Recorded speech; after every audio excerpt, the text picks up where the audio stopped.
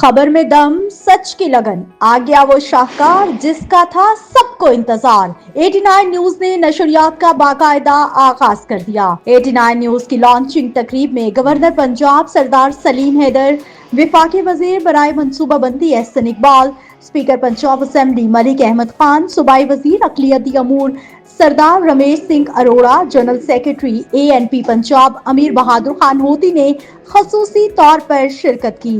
रुकने पंजाब असेंबली मुस्लिम लीग नून हाजी इलियास गुज्जर, साबका MPA माजिद जहूर ने भी तकरीब में रौनक बख्शी और चैनल के लिए नेक ख्वाहिशात का इजहार किया।